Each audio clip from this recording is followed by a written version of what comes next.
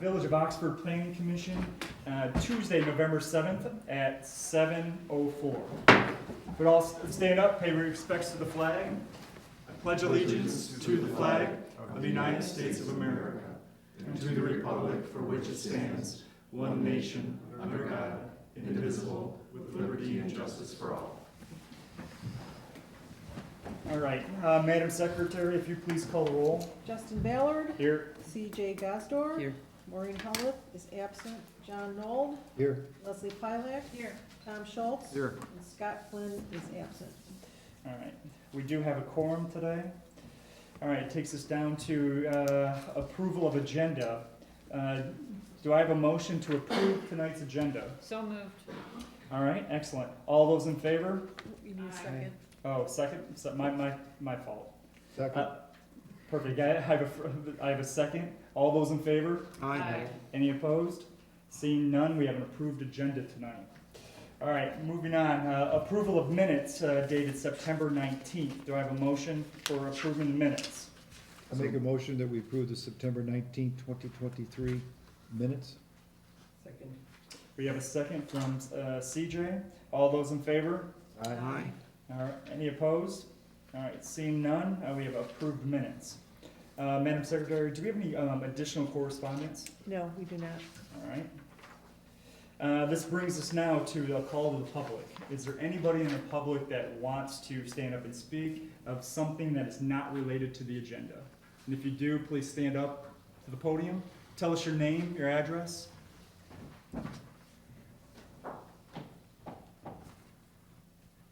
Dale Walicki, 59 North Washington.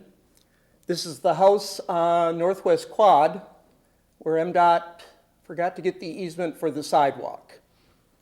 For the past year, people walking along M24 in front of the house have had to walk through a dirt rut and over uneven brick pavers. I have some pictures we could pass. A couple weeks ago, MDOT finally got around to replacing the sidewalk. They did a pretty nice job. They are going to be back to put in survey markers, property corners, replacing the ones they've removed twice now that I originally installed back in 1997. 2 years ago, it was either a planning commission meeting or a DDA meeting, the village manager mentioned the sidewalk issue between me and MDOT was between me and MDOT. That's not entirely true. I mean, they've been talking about the streetscape along M24 back over 20 years, when I served on the DDA and served on the Planning Commission. The village spent $2 million on the streetscape, of which a good amount came through grants, but $900,000 came out of the pockets of local property owners, village property owners. I have to tell you that the M24 streetscape project, I think the village concentrated a little too much on the brick downtown. And you didn't talk to any of us to the north or to the south. I've had time to talk to residents, businesses, property owners. What happened with this sidewalk? I will be very honest. Nobody from the village ever talked to me about a left turn lane, brick pavers, trees, or light posts. Anyway, I'm getting off the topic. I have to give MDOT credit. They admitted their mistake.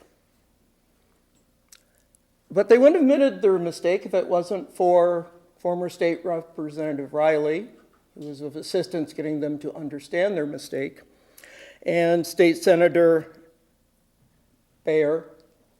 Without their help, there'd still be a dirt rut and uneven brick pavers. Not expecting any action, I just wanted to let you know that sidewalk is back in. Thank you. Thanks, Dale. Anyone else that has any comment?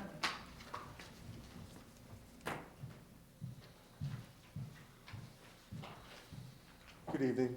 My name's JT Schutz. I live at 137 Willow Lake Drive in Oxford. I'm here on behalf of my friends and neighbors who who got wind of this unproposed development that is being considered for 402 North Oxford Road.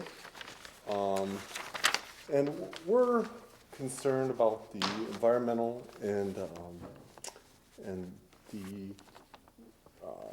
the community impact of this development, what it would mean to us that live on and around the lake, what it would mean to the lake itself and the wildlife within the lake.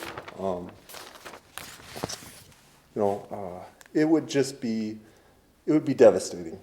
Here's the view outside my house. You can pass that along, please. Thanks, everyone. Something, a 350 unit apartment building would significantly impact that. There's many residents within Willow Lake that feel the same way. We don't want to stand in the way of development, but we want to make sure that development is in balance with the environment and our community needs, and is harmonious with all that as well. That's all. Thanks, Jay. Appreciate it. Thank you.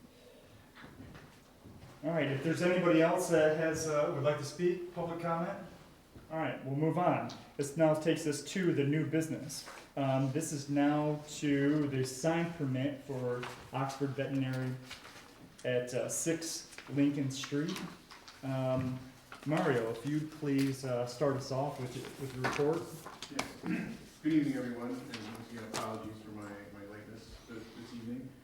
Tonight we're here for consideration for a sign at 6 Lincoln Street. Now, the site itself includes the Oxford Veterinary Building, its parking lot that has access off of Lincoln Street, and also the parking lot that has access off of Washington. Now, this is all considered one zoning lot based on the definitions in the zoning ordinance. And currently, the site does have one freestanding sign on the Lincoln Street frontage. So the applicant is proposing to install an additional or second freestanding sign that would be a ground monument sign, 32 square feet in area, but on the Washington Street frontage. They also are proposing some directional signage, but the directional signage is interior. It's for direction of vehicle traffic, and it does not require any kind of permit. So the ordinance states that a commercial property can have one freestanding sign per lot, and that sign cannot exceed 24 square feet in area. So as discussed, this would be their second sign, and it would be 32 square feet in area rather than 24. The zoning ordinance allows the Planning Commission to consider this as a special use, going through special use review criteria specifically for signage. And one of the first things we look at is whether this proposed sign would obscure the vision of drivers. The applicant has submitted some plot plan which does show the proposed location. They happen to show that a 25-foot clear vision triangle, but they're utilizing the curves of the pavement, and actually they only need to have a 10-foot clear vision triangle, but using the property lines. So provided they just modify that, and chances are it probably won't change the location of where they're proposing it anyway, but provided the application be revised to show compliance with the 10-foot clear vision triangle from the property lines, then the sign would not be obscuring the vision of drivers. We look at other things such as whether this material is consistent with other materials on other lots that are specifically within 300 feet. There are other, this sign is going to be a metal box, aluminum box sign, ground monument in style, because while it is on an interior pole or post, the configuration of the box will go down to the ground, and it will look like it has a brick or stone ground monument configuration. There are similar signs like this in the immediate vicinity. We're just noting that further north, as you get closer to downtown, the signs do convert to a wooden, made out of wood that are externally illuminated, whereas this would be consistent with the signs that are on the south side of the very south extreme of the village, which are aluminum and internally illuminated.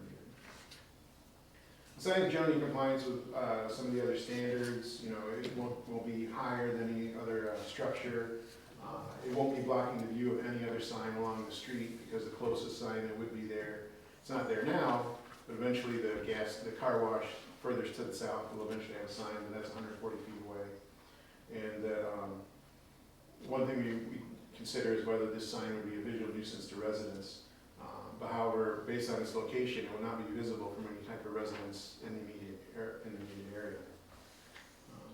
One thing of note too, just wanted to point out, and might be for discussion internally for the planning commission in a later date, is just that when it comes to compatibility of this sign with the overall community character, well, one thing is that the sign will be larger than other ground monument signs in the area. I don't have the specific measurements of the other signage, but if there were to be a sign larger than 24 square foot, then it would have had to go through this process and would have been in front of the planning commission. In my experience with the village, we haven't seen one yet that goes beyond 24 square foot. But this just happens to be the first request for 32, or excuse me, above the 24. And I just wanted to note that this sign is going to be very contemporary in style. It will be attractive, brand new sign. It's just that it's not necessarily in keeping with some of the historic character that's located in the downtown and further north. So that transition of entering the village will occur closer to downtown rather than at the municipal boundary. But in the end, this proposed sign will not obscure the vision of drivers, nor will it block the view of adjacent signs.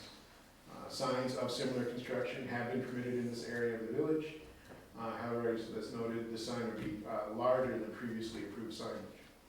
So if the planning commission does find that the proposed sign meets this special use criteria for approval, we recommend any of that approval be contingent upon the proposed sign complying with that 10-foot clear vision triangle. So I can take any questions at the appropriate time with regards to that criteria. Thanks, Marion.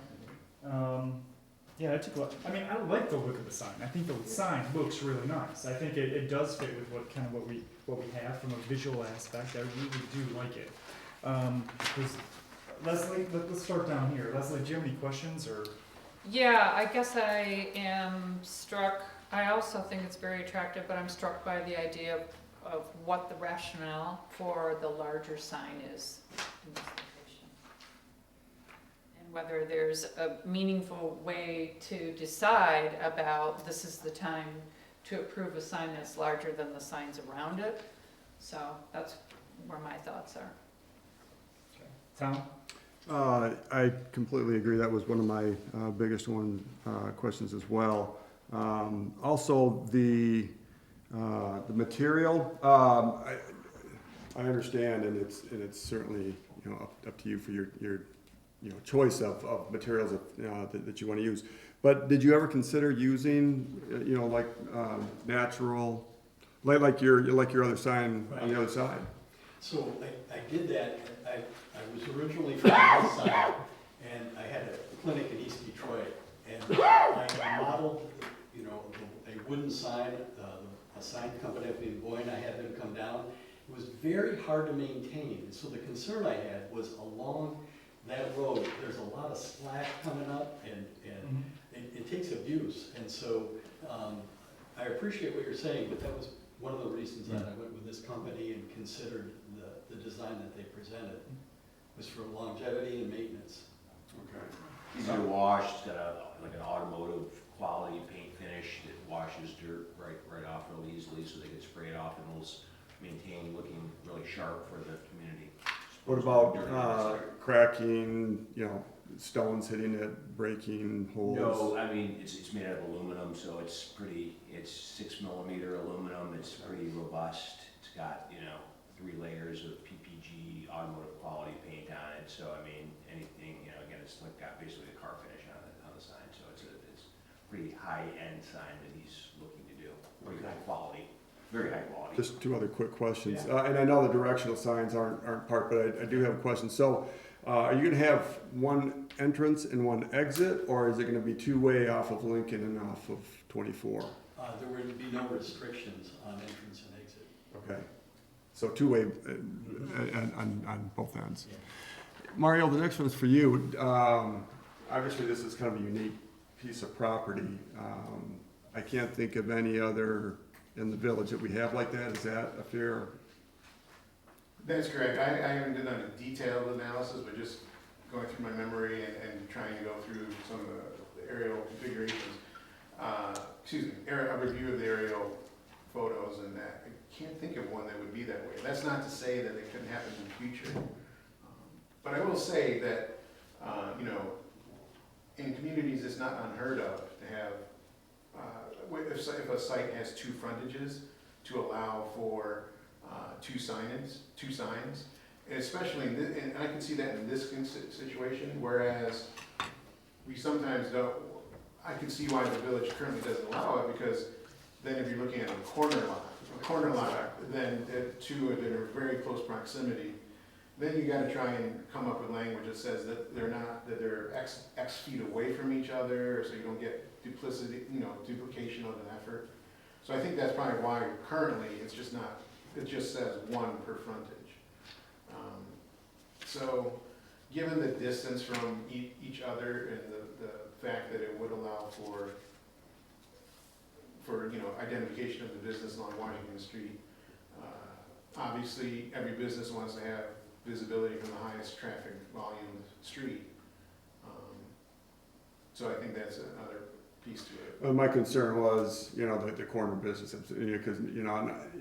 you get everybody coming in asking for two signs now, but this is somewhat of a unique situation, so. Yeah, I do think so.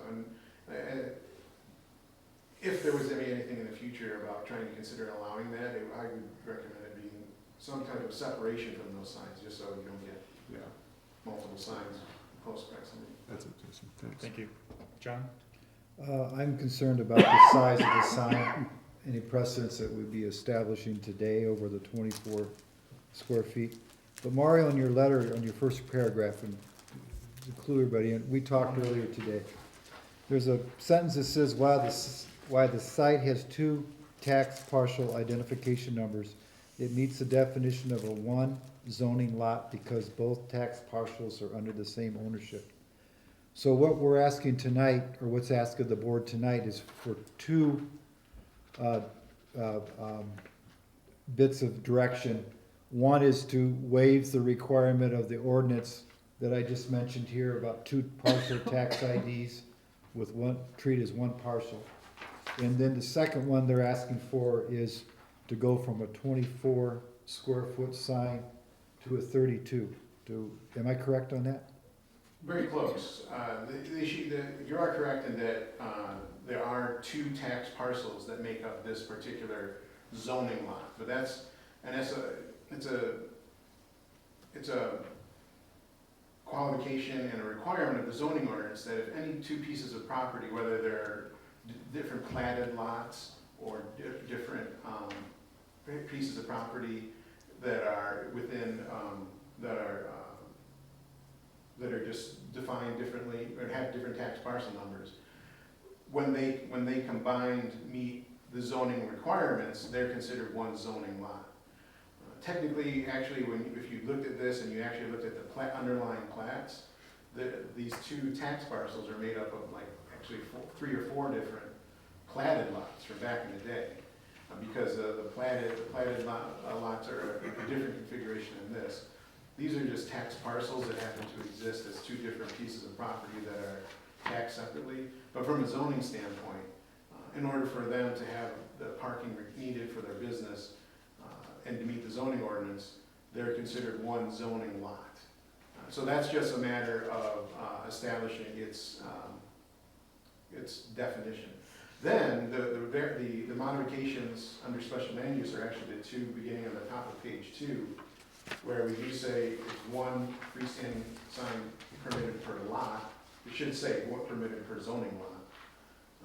So they're from that section, that's their first modification. You have 2 instead of 1, and then the second is to have 32 instead of 24. Do we have any other lots or property within the village that has this same scenario going on today that you know of? It's definitely possible. I can't give you a direct example, but it's definitely actually a common situation where, for example, if there's a a piece of property with a house on it, and they happen to have a vacant lot next to them, they're considered one zoning lot, even though they might have been platted as two separate lots. Like, for example, there might have been a house that was torn down and then the property owner bought that extra lot. They might not have officially combined it in the tax assessment record, but they're considered one zoning lot, because they're under common ownership.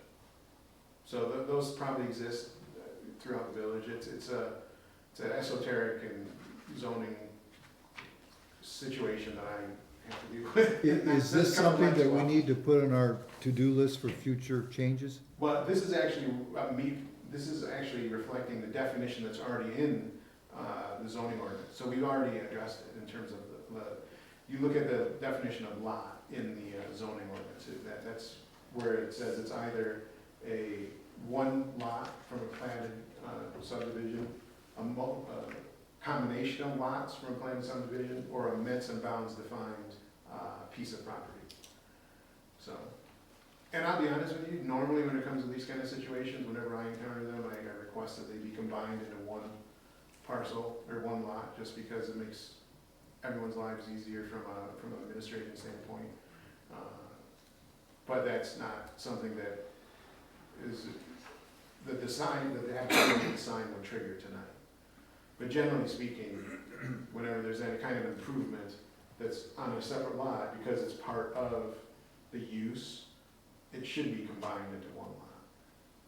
So not putting words in your mouth, tonight, we're actually looking at the size of the sign. Size of the sign and two signs instead of one. Okay, that's the sign. All set? Yep. CJ? It's a 9-foot by 4-foot sign. It looks nice. We don't have any rules about like putting, I don't know, plants around signs. I don't think. I think that's not a standard. I think I have a pretty good understanding. Joe? I just want to add a little point of clarification.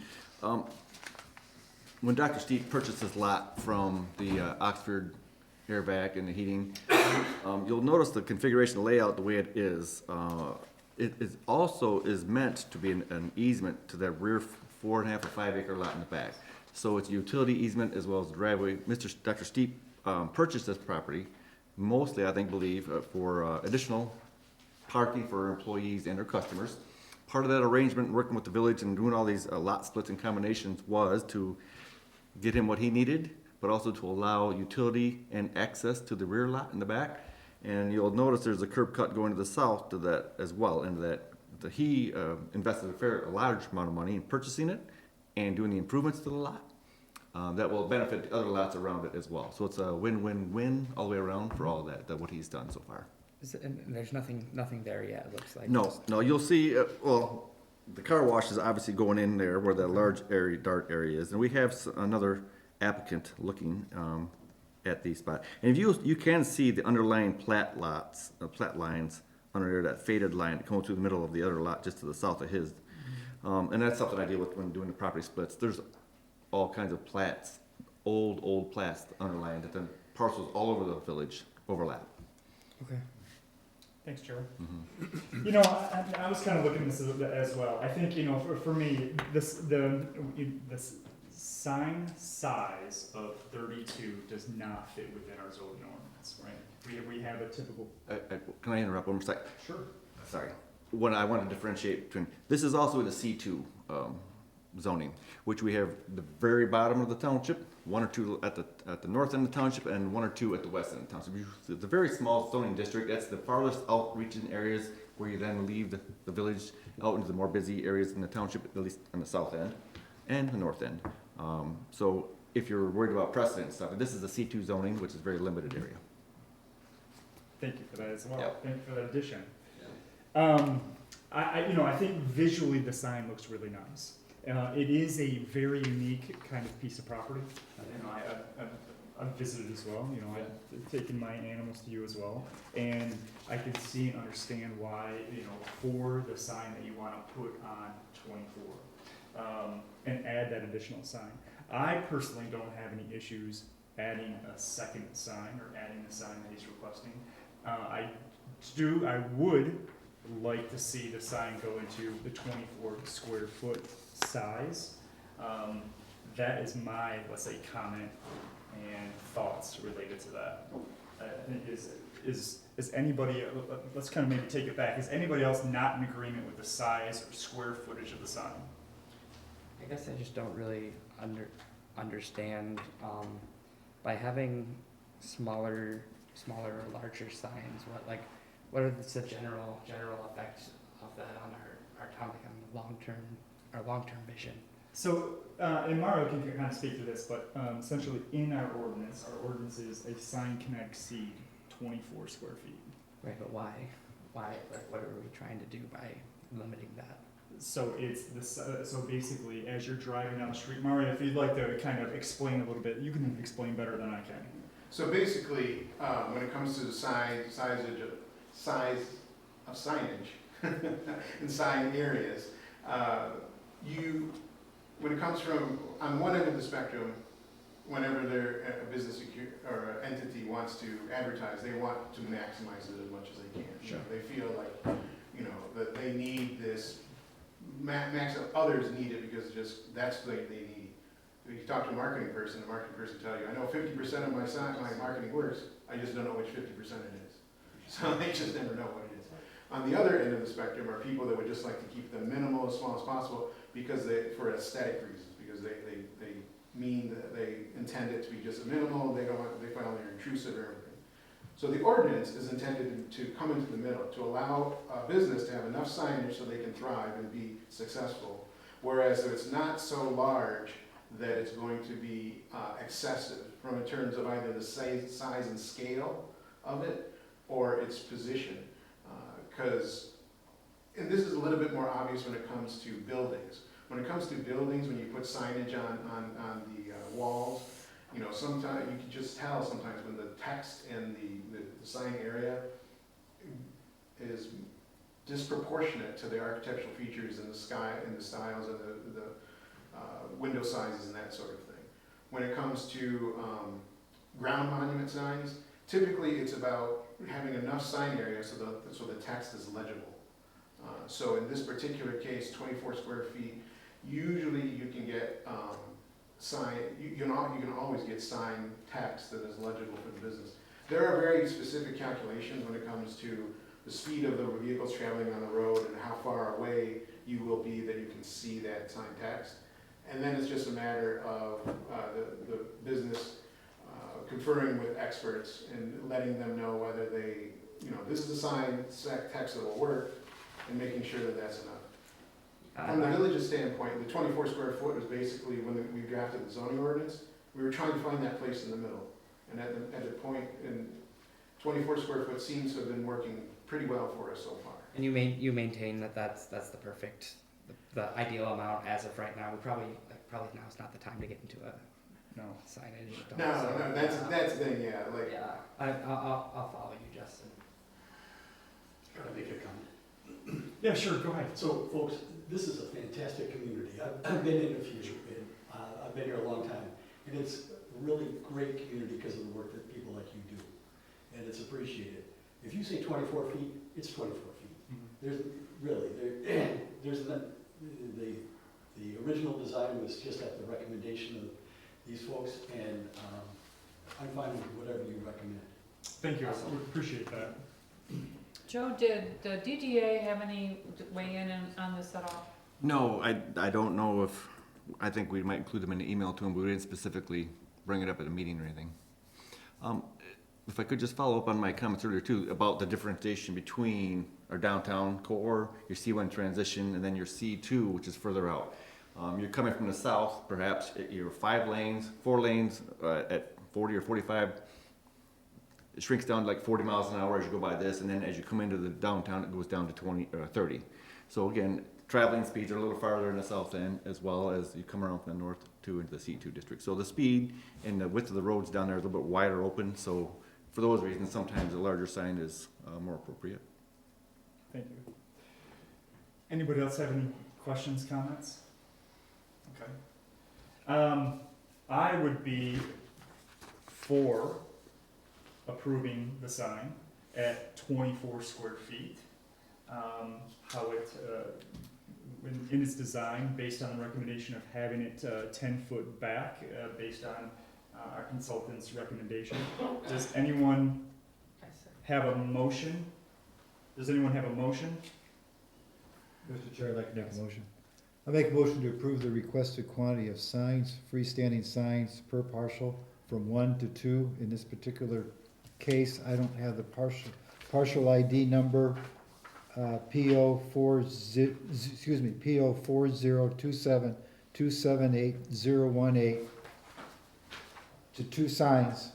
The size of the sign requested to be at 24 square feet. I'll second that. So we have a first and a second? I'm sorry, just, did you want to include the 10-foot back? That's, They're not asking for any changes to the 10-foot back. well, But I can add that if you well, just a like. minute, well, it was And a, this is, In compliance with all ordinances. the sign will be put in compliance with all ordinances on the books at Oxford Village. Perfect.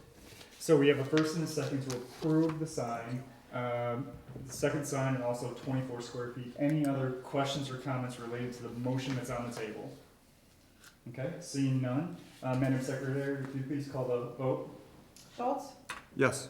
Gazdor, Yes. Noel, Yes. Ballard, Yes. Pilak, Yes. Helmuth and Flynn are absent.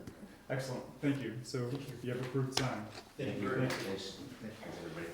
All right, excellent. So we move on to now, old business. 2023 action plan draft of landscaping ordinance amendments. Mario, I didn't see anything in the packet related to any of those. No, my apologies. I've been continuing working on them, so I definitely have something for you the next meeting. I just kind of got bogged down on all the different ordinances I was looking through. So Okay. I will definitely have something, the first draft available for you at the next meeting. Okay. Which is in 2 weeks. 2 weeks. That doesn't take us into Thanksgiving. Right before Thanksgiving. Right before Thanksgiving, all right. Okay, so that takes the old business off the table, so takes us now to, is public comment again? Public comment? Okay, as we move on, consultant or Oh, we administrator. have, Yeah. Oh, I'm sorry, go ahead. My name is Shannon Strong. I live at 26 Lincoln Street. I'm also a longtime client of Dr. Steeps.